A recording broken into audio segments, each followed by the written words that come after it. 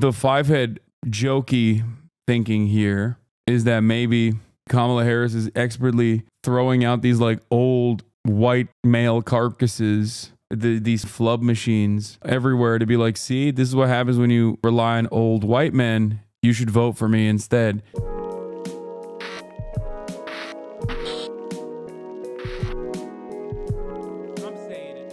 Anyway, is there anything else that happened with the Joe Rogan? Oh, I forgot to talk about this thing. This shit, dude. Here's Bill Clinton saying some insane shit. Jeffrey Epstein's bestie. In an event in Michigan. Let me talk about the hardest issue here in Michigan is the Middle East. And I have to be careful what I say because there's only one president at a time and none of us can get ahead of where we're going.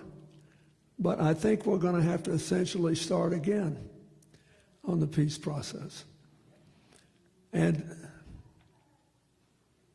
I understand why young Palestinian and Arab Americans in Michigan think too many people have died. I get that. But if you lived in one of those kibbutzim in Israel, right next to Gaza, where the people there were the most pro-friendship with Palestine, most pro-two-state solution of any of the Israeli communities, were the ones right next to Gaza. And Hamas butchered them. And so then the people who criticize it are essentially saying, yeah, but look how many people you've killed in Ritalin. So how many is enough for you to kill to punish them for the terrible things they did? That all sounds nice until you realize, what would you do if it was your family and you hadn't done anything but support a homeland for the Palestinians, and one day they come for you and slaughter the people in your village? You would say, well, you'll have to forgive me, I'm not keeping score that way. It isn't how many we've had to kill, because Hamas makes sure that they're shielded by civilians. They'll force you to kill civilians. Yeah, I mean, the same principle goes for Israel, by the way, if that's the case. But of course, nobody ever thinks about it like that. Nobody ever says like, oh, the kibbutz are actually human shields, you know? And here's the reason. It's because a lot of these people just simply don't see people from the MENA region as human beings. So like, this is such a genuinely held principle for someone like Bill Clinton and many others in positions of power. And that makes sense. I mean, otherwise, how else could you justify so much death and destruction in the region for the past 30 years and even longer, as a matter of fact, that they don't feel like this could inevitably cause some backlash, right? It's just shocking. Like, it's shocking that this is his like true perspective, which is not so shocking, but it's shocking that he's openly revealing that this is his true perspective. I think a lot of these guys simply don't see the people from the MENA region as human, but it'll never not be shocking to me that they think this is appropriate to admit in public while on the campaign trail as a surrogate in Michigan. Dylan Saba says, what the fuck are Dems doing in Michigan? Racial messaging in U.S. electoral politics is almost never primarily about appealing to minoritarian interests and almost always about assuaging majoritarian anxieties. This applies across the political spectrum. BLM helped Biden win, and the Harris VP nod was effective, not because it brought in black voters, but because it provided coherent counter-programming to Trump's nativism for disaffected whites. It gave them a way to assimilate the racial antagonism core to the U.S. socio-political structure. Likewise, today's Democrats are doing racial messaging around the cost of empire, not to assuage its victims, but to quell the anxieties of its beneficiaries. In other words, they know they can't persuade Michigan's Arabs and aren't even really trying to. They're trying to persuade the rest of Michigan to ignore them. That's exactly what's going on. They're not throwing necessarily. They're simply saying, like, you believe, like, they're giving a permission structure to white people and to people who are not immediately related to Muslims or Arabs or anyone from the Levant, and specifically the MENA region, to feel in the same way that they do. They're like saying, no, it's okay. Like, of course, these guys are going to go and wreak havoc because our guys got killed and they're real human beings. The other side are not. They're just unfortunate consequences that just happen to be there. That's it. There's no other reason. There's no other way to analyze. There's no other way to analyze like sending Richie Torres to Michigan. There's no other way to look at and interpret like what Bill Clinton is doing here. He's telling people that are neighbors with Arabs that see them as humans to not see them as humans. They're specifically saying that they don't, this is going to be the path forward. Yeah. Harris campaign first sent Richie Torres to Michigan to antagonize Muslim and Arab voters. Next, they kicked out a Muslim leader out of a Detroit rally. Then, to finally top it all, they asked Bill Clinton to talk about how Zionism predates Islam. Great electoral strategy. That's it. That's definitely what it is. And they're still likely to win Michigan as well, in spite of all of this. And I think this plays a role in this. Like the kinds of the kinds of shit that you hear from the likes of the Democratic Party when they talk about migrants and how they constitute a national security threat. You should read it in the same way. And I do. Does that make sense?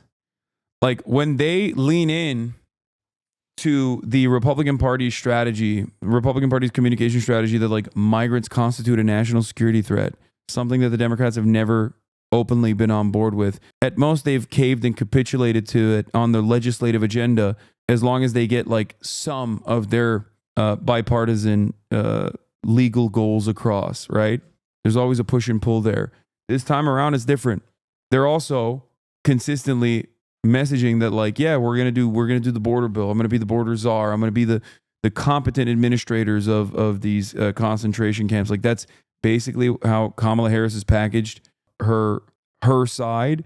And it's not about, I don't think it's necessarily about like trying to capture the attention of right-wing voters and, trying not to instill fear upon them on an issue that they care about. And instead, I think it's something more nefarious. I think it is about teaching their own base of support, the Democratic Party's base of support, that like climate refugees are going to be coming.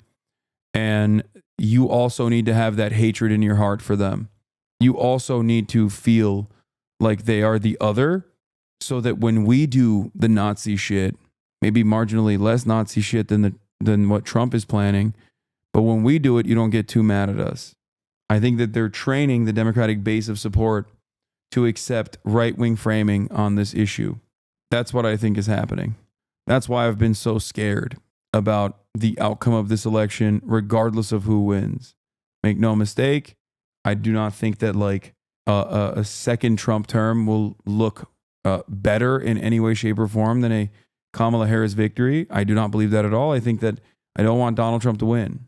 But having said all of that, I do recognize what is going on. I see it with my own two eyes. I think that they are slow rolling the American public to be more receptive to fascist policies. About the hardest issue here in Michigan is the Middle East. Hamas did not care about a homeland for the Palestinians. They wanted to kill Israelis and make Israel uninhabitable. Well, I got news for them. They were there first. Before their faith existed, they were there. In the time of King David. Oh my God, Kaya picked up Bernie Sanders. Kaya, no. David and the southernmost tribes had Judea and Samaria. So here's what I want to tell you. I'm going to do everything I can to convince people that they cannot murder their way out of this, neither side. You can't kill your way out of this. And they have to make a new beginning. But when I read that people in Michigan are thinking about not voting because they're mad at the Biden administration for honoring its historic obligation to try to keep Israel from being destroyed, I think that's a mistake. because Donald Trump has shown what he wants. I mean, how is that any different than what you want?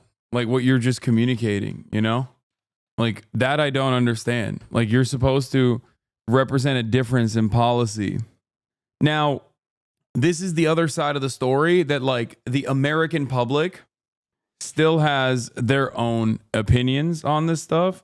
So while they are trying to condition a lot of liberals, like diehard loyalists to the party, into believing this shit as well, believing the same exact nonsense about immigrants and the same exact nonsense about Muslims, Palestinians specifically, there are still people who don't believe that. And they go, okay, well, what the fuck? Neither side represents my interests. So I'm just going to choose the side that is like offering me shit. Now, this election cycle, Donald Trump has not done that well enough in terms of like offering goodies to his base or trying to pick apart things that people might be interested in, wedge issues.